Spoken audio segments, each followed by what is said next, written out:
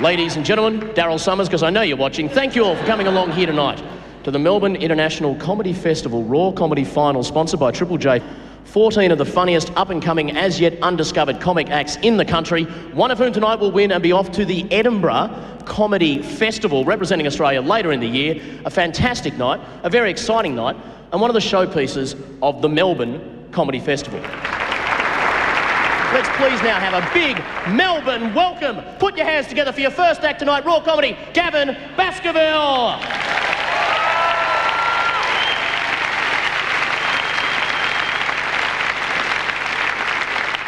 Well, is time going quicker or what? Actually, I've got a little theory about this with me, and if you can just bear with me for a second, I'll explain it to you. When you're 2 years old, right, 1 year is like half your life. When you're 10, it's only 1/10.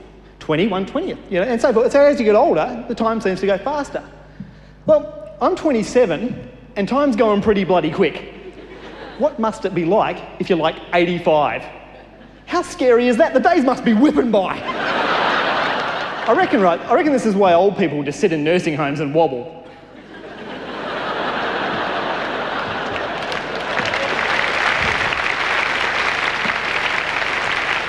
But you've got to ask yourself, who can you really trust?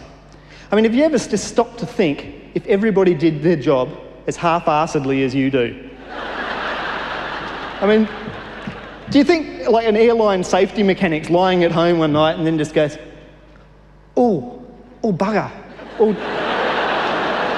did I put that hose back on? Oh man. Oh sure, I'll hear about it tomorrow, I'm sure.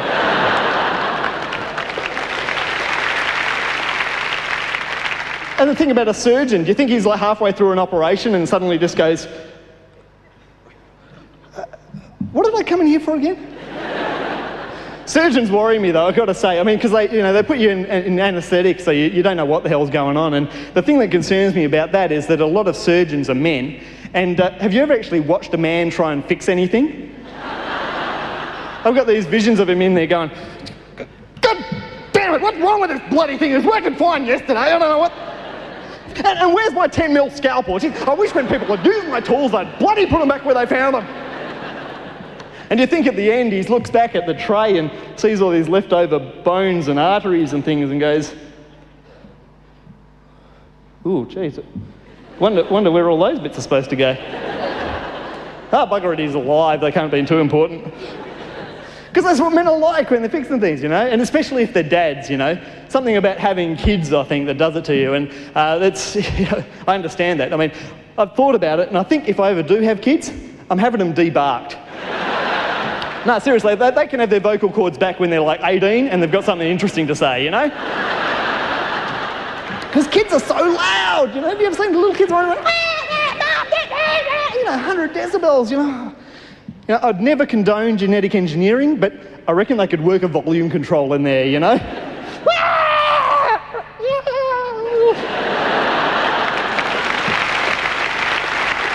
Thanks very much. You've been a kind and loving audience. I'm Gavin, Baskerville. Keep it going, keep it going, keep it up. Your next competitor, Libby Caldwell.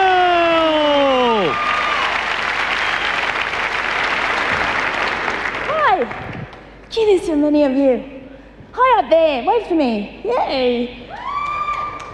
Now, I was watching that anti-smoking commercial. You know, the one where the surgeon has the human brain and he flops it down on that stainless steel slab and slices it down the middle like it was a cheesecake. But the voiceover is very interesting. It goes something like this. This is the result of a mild stroke in the brain of a smoker aged 35. And I thought, if it's a mild stroke, what the hell is it doing out of the guy's head? I mean, really. Now, I started the Fit for Life diet because I figured I need to get a bit healthy. And basically it just means that you eat like an orangutan for the rest of your life. But it's exactly what the diet suggests. It's a fit for life. You spend your whole life going, I want some chocolate. Give me some flavour, God damn it. But the idea is that you eat nothing but fruit from the moment you wake up until lunchtime. Then if you're really good, you can have a bowl of vegetables. Man, I'm eating so much vegetation. My poos have foliage. Now, I have a dog. I love my dog. And everything is a surprise for my dog. You know, I take him to the park. I've taken him to the same park for the last 5 years. And every time, it's like a dream come true. It is, isn't it? You go, "You want to go to the park?" And he goes, "Are you serious?"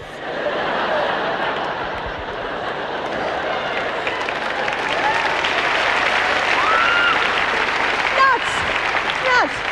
It's like he's been waiting for a kidney. But I'm glad I'm not a dog, because quite frankly, I wouldn't like to surprise myself every time I farted. Is it? Is that me? Thank you, everyone. It's been a dream come true. Thank you very much.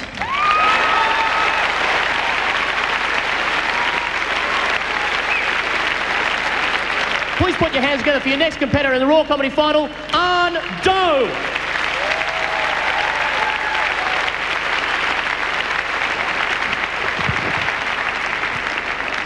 As you can tell, I'm not from around here. I come from Broadmeadows.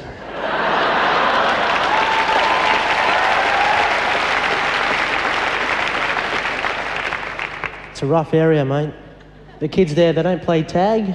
We got something similar to tag. It's called stab. It's a much better game than tag, because there's never any argument as to who's in. Broadmeadows High is the only school, when they take end of year photos, they take front and side shots.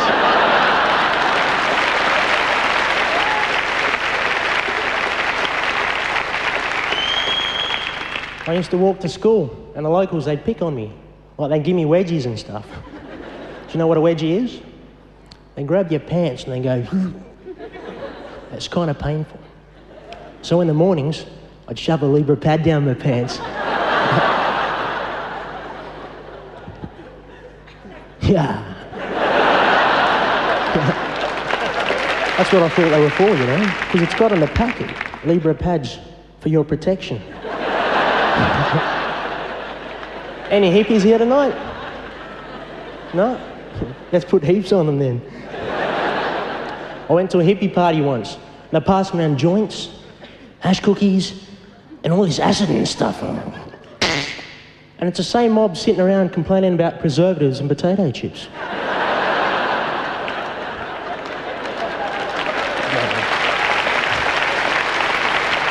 That's why they call them hippies. It's short for hypocrites.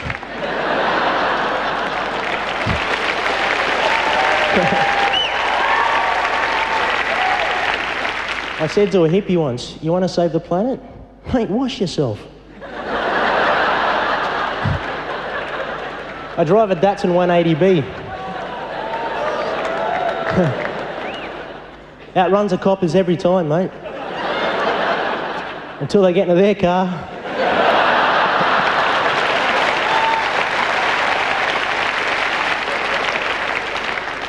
I was driving along the other day and I ran over this drunk bum.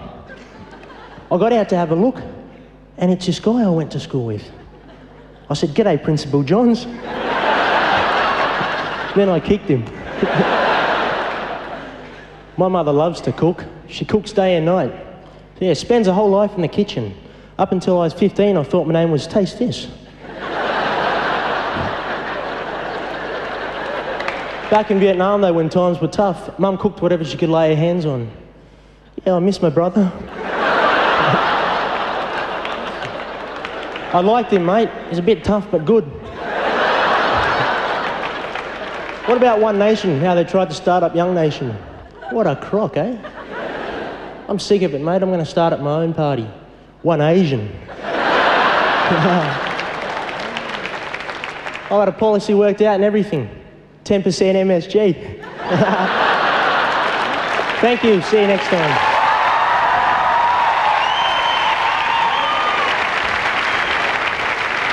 Let's please now have a big welcome for a guy from New South Wales, Mick Meredith!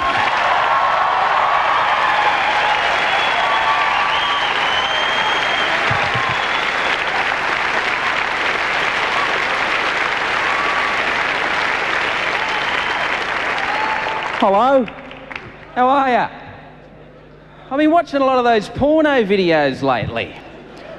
I watched one the other day that was loosely based on the Star Wars trilogy.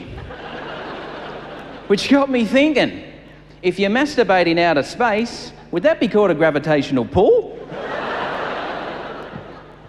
Do you reckon if former Australian cricket captain Mark Tubby Taylor watched heaps and heaps of television before he went out to bat, his new nickname would be Tubby Taylor? Because he's the same shape.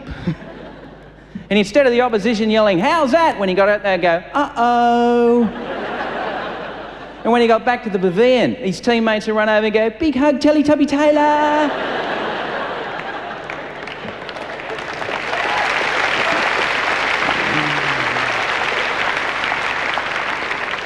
I'm a bit worried about me mum. She's 70 years old, God bless her. And what she does, she leaves notes for herself around the house. Notes like, "June, check your pockets for coins before washing your trousers." Or, "June, turn off the stove before going to bed." Or, "June, perm your hair and dye it blue." Or, "June, hide Viagra tablets from your husband, Charlie." The sad thing is my mother's actually suffering from Alzheimer's disease. So every time she sees these notes, she goes, "Who the hell's June? Why's my hair blue? Who's the old bastard behind me with a heart on?" As you can see, Mum's dressed me this evening. I look like a bloated Where's Wally, don't I? Can you see me? I like to wear this shirt when I go shoplifting. No one ever catches me. I went out and bought the Where's Wally's key ring, put me car keys on it. Can't find the bastards. That's why I catch the tram. And as you can see, I'm sporting the Where's Wally's hairdo. Nowhere to be seen. But I've worked out why I've gone bald. It's because over the last 2 years, I have become a father of a lovely little girl. Me and my wife decided that we wanted to call her a name that you can't shorten, so we called her Ant. Try shorten that bastard. Little Ant, she likes to wander off a fair bit. So what I do, I tie the electrical cord from the vacuum cleaner around her waist so she can only go in a certain distance. And if I wanted to come home in a hurry, I'd just press that retractable button. Thank you very much, Melbourne!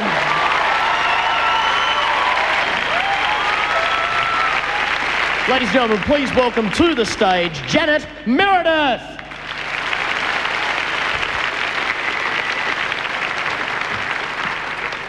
Ladies and gentlemen, the following comedy routine is recommended for mature audiences and will contain... Nah, that'd ruin it. Do you ever feel really ripped off by those warnings because then you spend the whole movie waiting for the nudity and the sex scenes? See, in my house, those warnings have become like our TV guide. Consider these two options. Ladies and gentlemen, tonight's movie on Channel 8 will contain occasional low-level coarse language and adult themes. Or, ladies and gentlemen, tonight's movie on SBS will contain nudity, high-level sex scenes, high-level coarse language and drug use. And hey, I can sit through subtitles for that. The other night, the warning for a movie simply said, "This movie contains some language."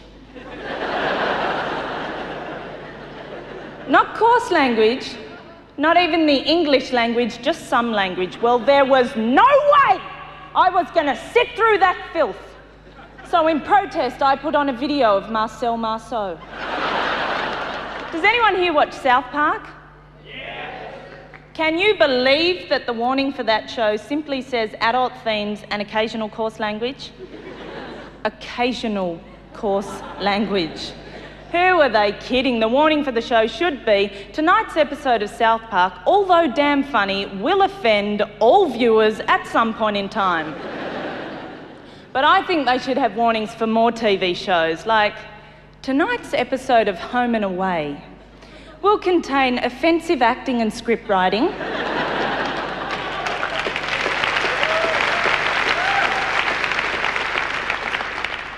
out-of-date Australian slang. Oh, fair suck at the sav, Irene. And occasional coarse makeup. Or tonight's episode of Melrose Place will contain Billy sleeping with Amanda, Peter trying to get back with Amanda, Kimberly trying to kill Amanda, and Alison falling off the wagon and save us all the trouble of having to watch it. Today's episode of The Bold and the Beautiful is absolutely shithouse.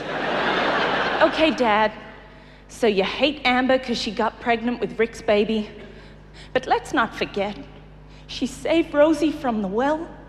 She dug you out when you were buried alive, and for God's sake, she gave Rick a kidney.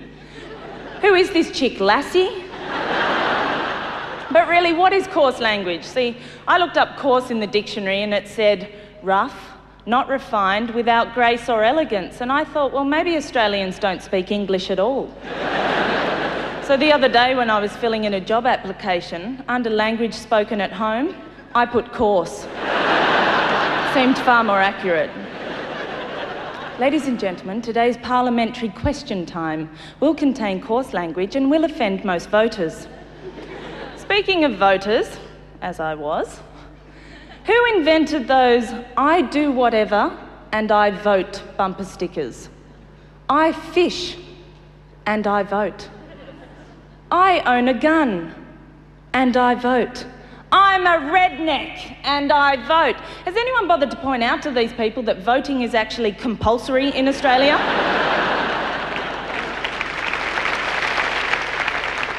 That'd be like advertising, I'm a worker and I pay tax, or I'm a politician and I don't.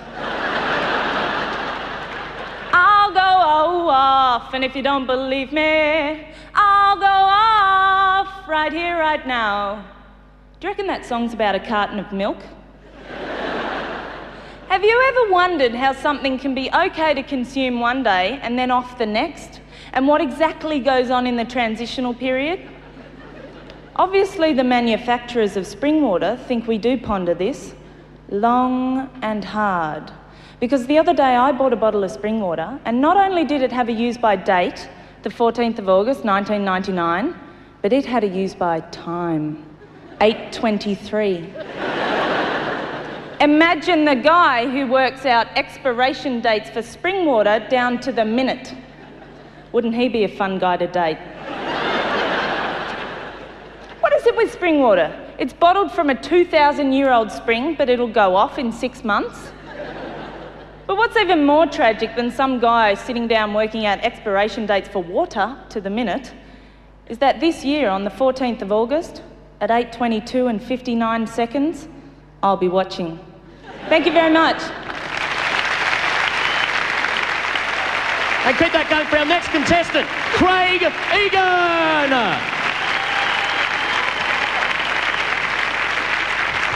How you doing, everyone? You know the best thing about actually winning this Triple J Raw comedy competition? It's not actually getting a chance to come here to Melbourne. It's not even getting a chance to maybe get to go to Edinburgh in Scotland. It's the $50 voucher for ABC stores. And with that, I bought 2 of them, so that's fantastic.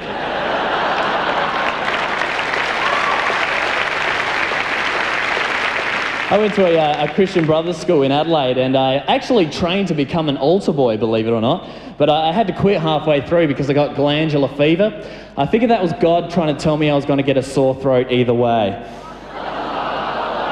Hey, God works in mysterious ways, folks.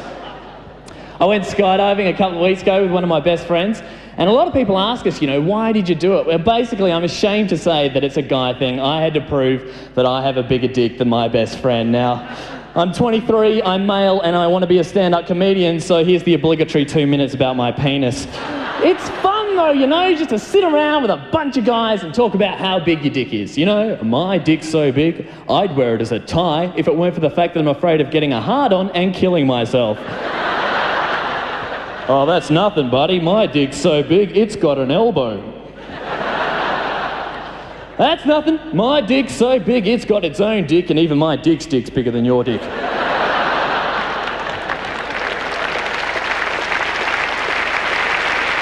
It's fun though, and I don't understand why women can't get into this as well. Just once, I'd love to bust in on a group of women just going, my breasts are so big, my kids are going to have to learn to abseil if they want to be breastfed. Sorry, I'd say dick too much, but I love the word dick so much more than I love the word penis. I hate the word penis. I hate words that sound like the word penis. You know, like penal colony? I mean, what is that, a place for bad penises? Captain Cook came to Australia 200 years ago and created a penal colony. No wonder this place is full of dickheads. You know what I like to see? I'd like to see your whole body swell up when you get horny. Why does a penis get all the glory? Just your whole body just go... That way you could walk up to someone and go, so, do you work out or are you just happy to see me? I was watching Bugs Bunny today. And I'm thinking, how many sexual harassment suits would Pepe Le Pew get if he lived in the 90s? That skunk wouldn't leave that cat with a white stripe alone, would he? Wasn't even his species. Pepe didn't care, he just wanted to root it. He'd chase it into the perfume store to root it. He'd chase it round the perfume store to root it. He'd chase it up top of the Eiffel Tower to root it. He'd chase it down the bottom of the Eiffel Tower to root it. I mean, it's just like a night at the Metro, isn't it, girls? Thanks very much, ladies and gentlemen. Craig Egan, I'll catch you later. Put your hands together for your next act, Teapot.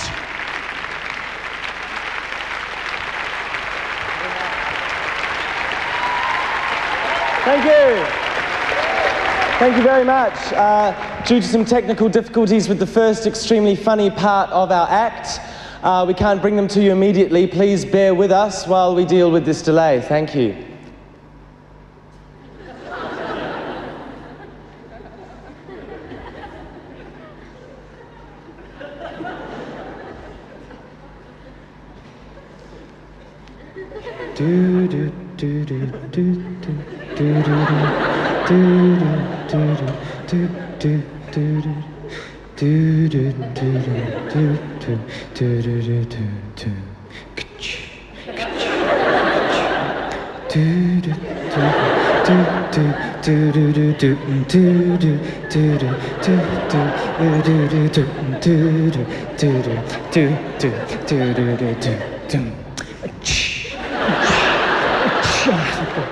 Thank you very much. Thank you. We'll carry on now. I'd like to invite you to join us, if you would be so kind, in performing a magic trick. You could take out your lighters, please. What you do is you all light your lighters, so let's see them. You raise your lighters up in the air. This is a beautiful magic trick.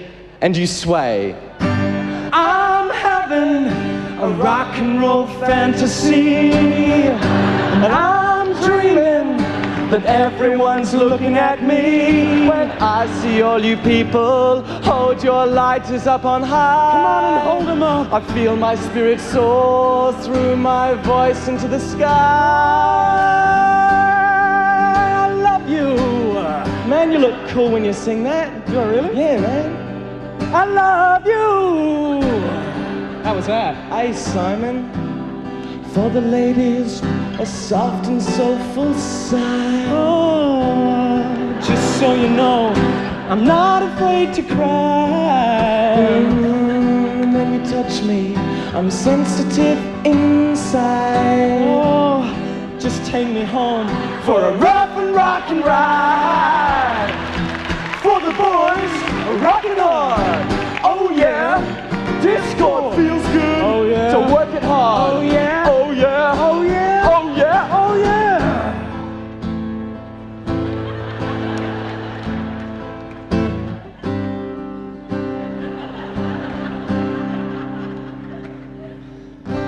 This is the painful bit that I wrote coming down from the drugs. This is the painful bit that I wrote coming down from the drugs. La, la, la, la, la, la, la. Hey man, that's really soulful. Yeah? La la la la la la la la la. We're so soulful we don't even need words, man. La la la la la na na na na. La la la la la la la la la la la la la la la la. Woo! I'm having a rock and roll fantasy that you're sitting at home and you see me on TV, and you wish you were still going out with me instead of having sex with my ex-housemate Graham, the prick. But you'll be wishing that You were there in my rock and roll fantasy. Everybody now sing. You were there in my rock and roll fantasy. It's easy. Sing. You were there in my rock and roll fantasy. Yeah. You were there in my rock and roll fantasy. One more time. You were there.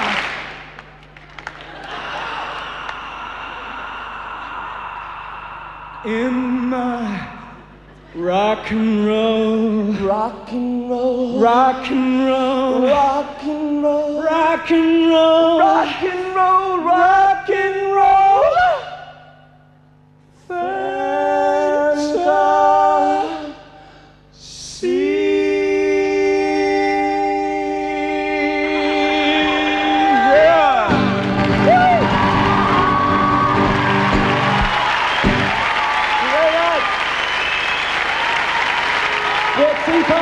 Good night. Thank you.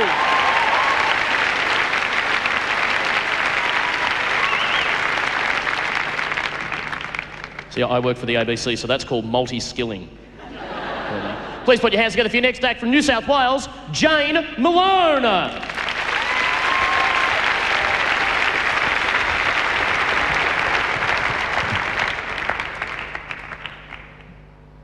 Actually, Jane's an alias. I'm in hiding. I haven't done my tax since 1991.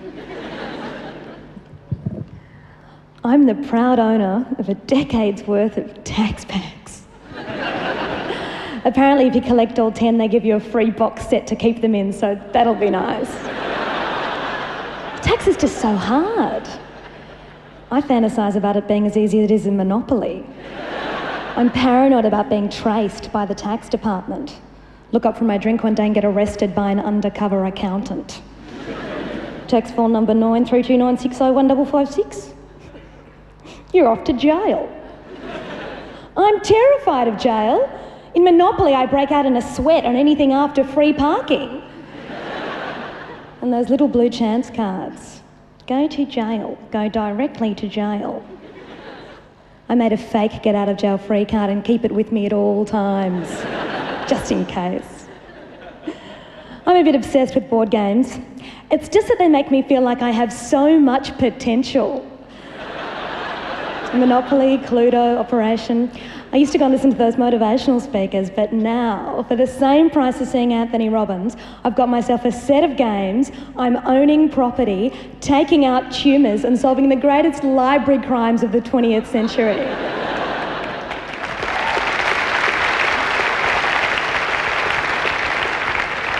What I have conceived, I have believed, and I have achieved.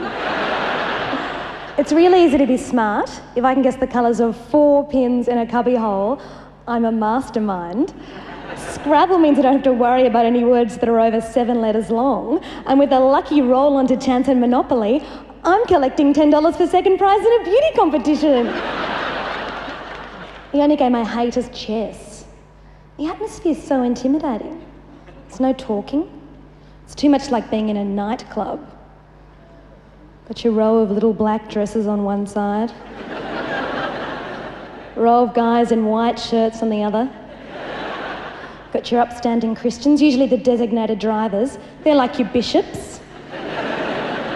Trying to look relaxed, standing next to the knights who are the piss jumping around footy players. And in the corners, the accountant rooks, calculating the exact amount of money they've saved by getting there in time for happy hour. I'm always the short pawn. I always make my move too early. Look up diagonally, there's a bishop steaming towards me across the dance floor. Ah, it's a Christian!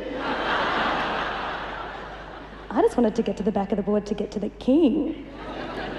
Here's the big spunk at the bar up the back who doesn't move, just hangs and looks cool. Because when a pawn gets to the king at the back of the board, it becomes a queen. So pathetic, isn't it?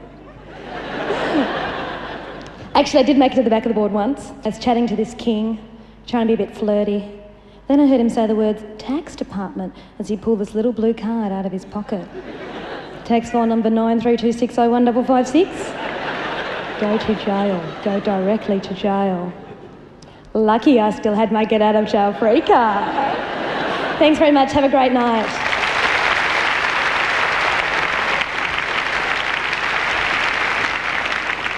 Your next act in the 1999 Raw Comedy Final. Please put your hands together for Phil Doyle.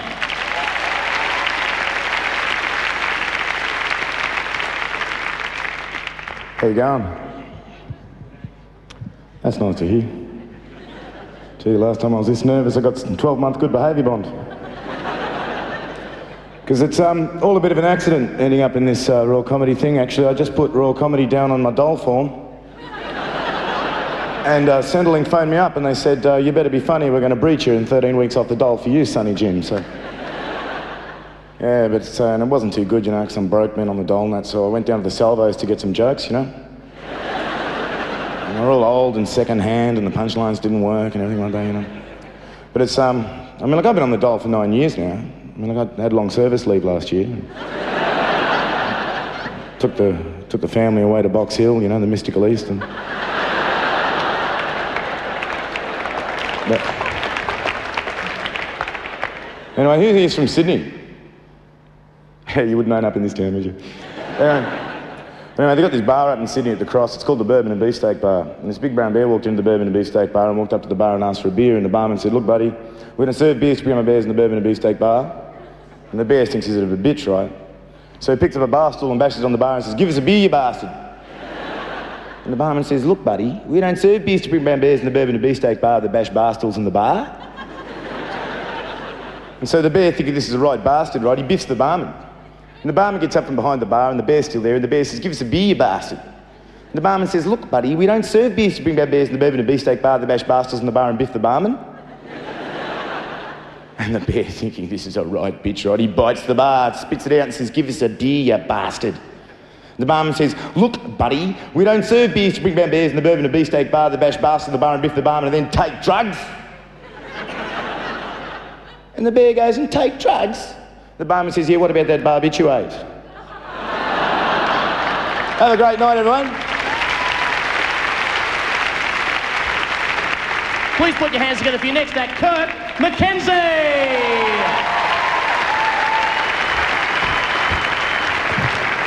Thank you. Adam has actually got it wrong, though. I'm no longer known as Kirk McKenzie. I'm now known as Kirkadurkle McDurkle-eyed. I thought it was important as a comic to have a funny name. It's not the funniest name I've encountered, though. I was at a rave recently, and this guy came up to me and said, I'm Ian Hardman. I said, pleased to meet you, Ian Hardman. I'm Kirkadurkle McDurkle-eyed.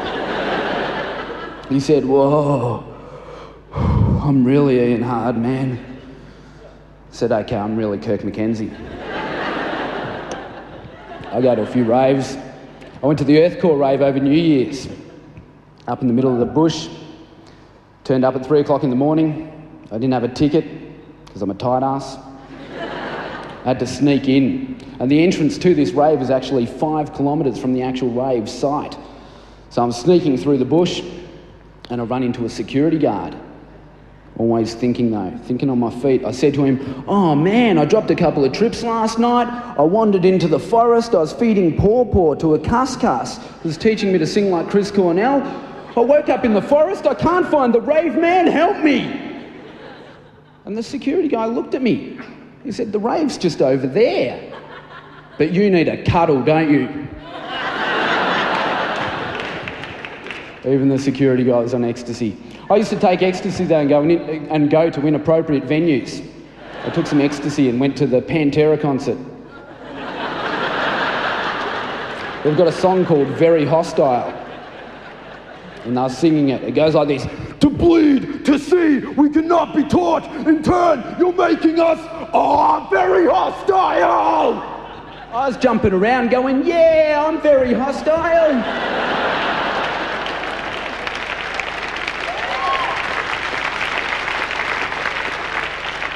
I started going to raves because I go out with a girl that's 6 years younger than me, or I went out with a girl that's 6 years younger than me. Still adjusting.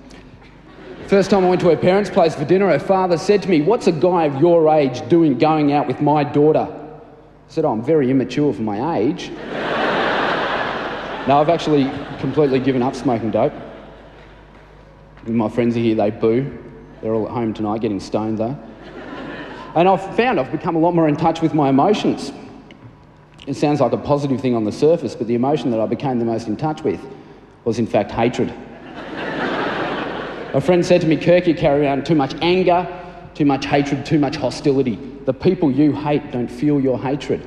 Only you feel it, and it diminishes your spirituality. And I've tried, but in the dark recesses of my mind, there is an all-consuming hatred that I cannot expel. I hate Celine Dion with every fibre of my being.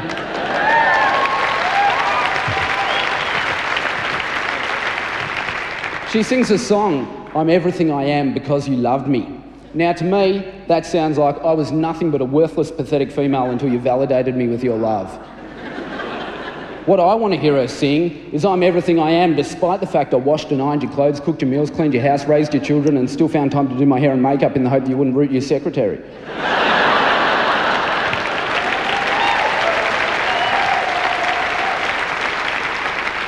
It's a long song title. She could work with it. After my father abandoned my family in the most cowardly and pathetic of ways, my mother chose to raise me as a man-hating feminist. Caused a little bit of internal conflict. I'm okay with it. I actually rebelled against the feminist principles that Mum instilled in me in my later teenage years. I got into rap music. I even wrote my own rap song. It was called Yo, Don't You Be Disrespecting Me or My Bitch. I'm Kirk McKenzie. Enjoy the rest of the night. Please put your hands together all the way from Brisbane, Bridget Daly!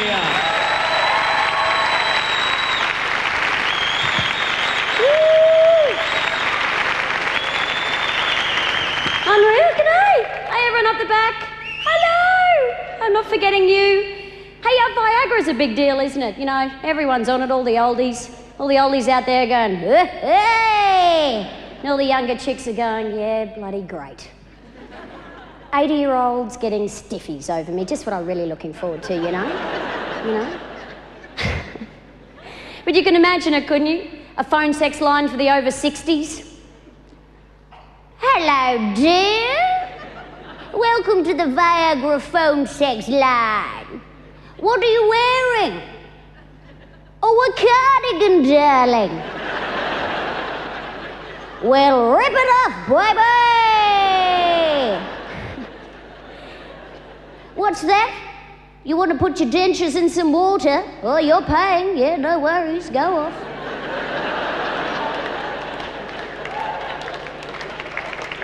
Now pretend you're having the best missionary position sex ever with Denise Drysdale as you play with your dry, shrivelly bits. It's hideous, isn't it? Oh, dear. But uni students, I'm sure there's a few uni students out there. Now, what happens to you when you go to uni? You just trip out. What is it? You start listening to, like, community uni radio stations? Now, I don't know if you've heard these, but it's like, hi, and you're listening to the Lesbian Club-Footed Dwarf Hour. And if you're a lesbian club-footed dwarf, please give me a call. I'd love to hear from you. And this next song is called Kill the 6-Foot Heterosexual by Bucket of Phlegm.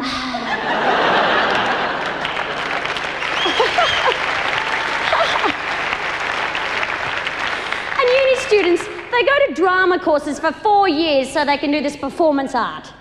Now, I don't know if you've seen this performance art, but it's like, I am a candle, melting, wax dripping into objects. I am the wind, I am a tornado of destruction.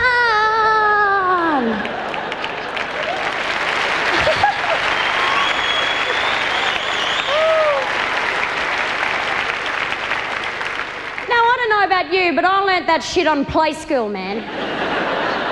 I don't really think I need to go to uni. Oh, dear. Hey, is it just me?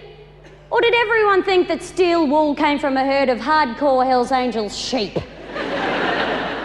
You know, you can imagine them out in the field, mounds of steel wool on their back, a JD in one hoof and a ciggy in the other.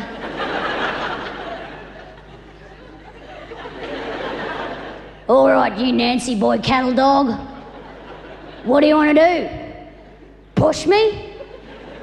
I'll bloody scrub your ass. I gave some steel wool to my grandmother and told her to knit me a fly screen. Look,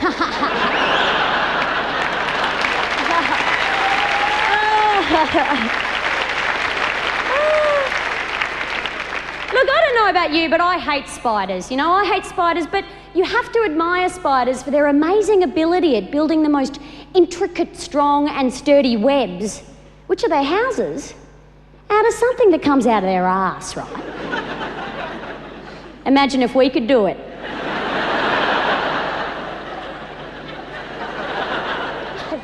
You'd save on holiday expenses if you could crap out a caravan, wouldn't you? Oh, honey, Bill and Betty are coming over. They're staying for a week and there's nowhere for them to stay. What are we gonna do? No worries, love. I'll just poo out a granny flat then, eh? Yeah. Or you're waiting for a bus.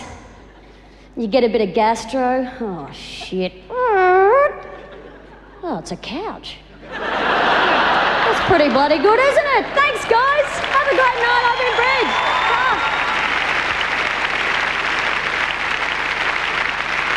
Please put your hands together for your next act. All the way from Brisbane, Chris Wainhouse.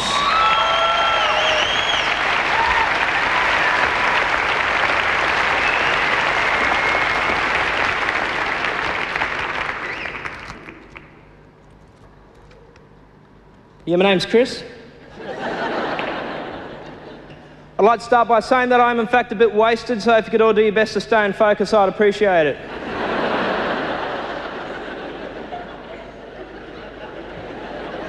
I've been doing hard drugs now for about 2 years, and granted, it's expensive. But in all that time, I've never, ever, never, never noticed any type of side effect. At least that's what the voices keep telling me. My name's Chris. Sometimes I wonder whether my name really is Chris, or whether, like my parents, just made that up.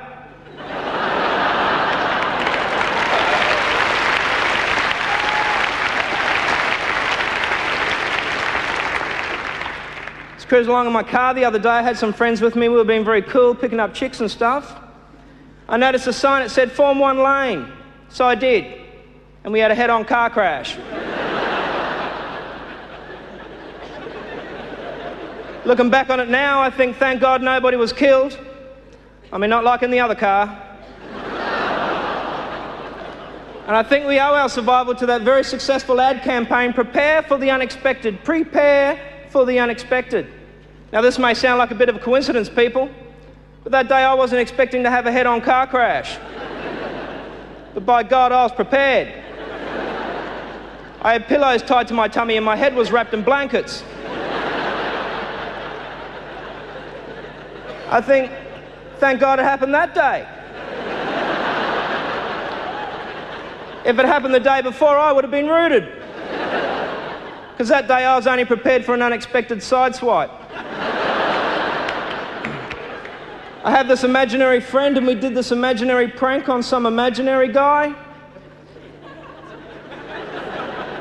Didn't quite go the way we imagined. No. And now the imaginary police want to speak to me. But if any of you say this to anyone, I'll pretend it didn't even really happen. My name's Chris. I killed 2 birds once when I was stoned.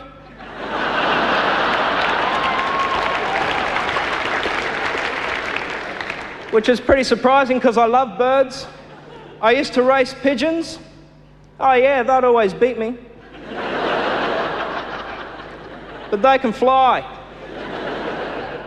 So I thought I'd take the flying privilege off them, but I didn't want to clip their wings because I think that's cruel. So instead I'd just dislocate one. I'm pretty proud to say I'm now undefeated. They're surprisingly slow. I've been unemployed for quite a while now, but if all goes well, if all goes according to plan, I'll be unemployed for quite a while longer.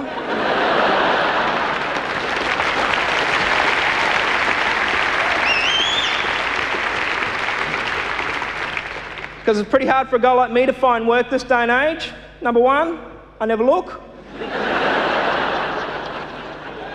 Number two, if a job was offered to me, I wouldn't accept it. On principle. But I've been for my share of job interviews. I went for a job once and the guy started asking me all these weird dicky questions like, what makes you the best person for the job? I said, well, clearly I'm not. Okay? I'm just the best person for the money you're offering.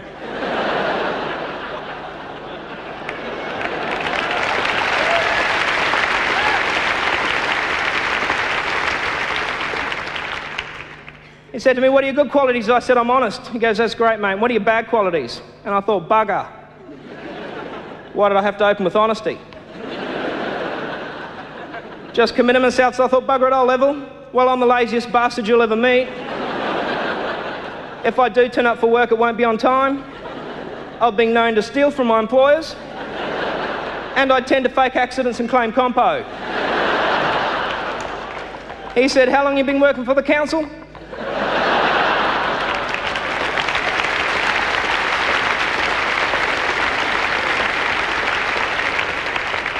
He said to me, Chris, do you have any questions? I said, yes, as a matter of fact, I do. I said, if a cat with no legs was thrown out of a building, would it land on its stumps? He didn't know. I said to him, do I get the job? He said, buddy, you can start any day that doesn't end in the letter Y. I said, cool, well, tomorrow it is then.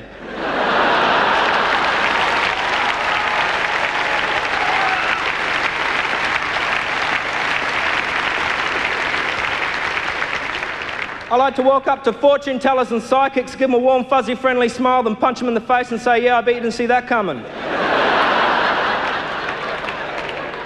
The other day, I wanted to get stoned so badly that I ended up smoking the hash button off my telephone.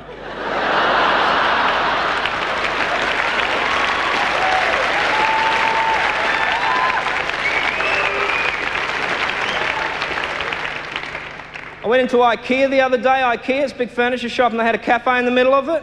I went in, I ordered a salad sandwich. I had to assemble it myself. Turned up in a box with 2 pieces of bread, assorted salad, and an Allen key. Put it together, and there was this piece of tomato left over. I thought, God knows where that's supposed to go. So I put it in a plastic bag in case I moved.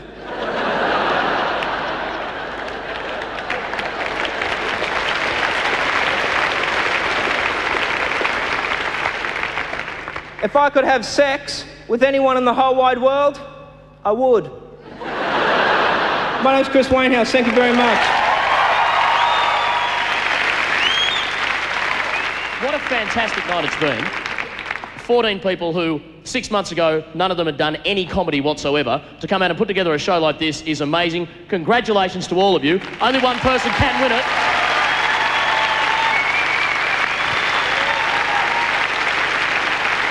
And the winner is Chris Wainhouse. Chris, congratulations. Well done. There's the gut. Chris Wainhouse, please thank all our competitors and our judges. I'm Adam Spencer. Thanks for the Triple J Raw Comedy Final. See you all next year. Give it up for these guys. Let's go.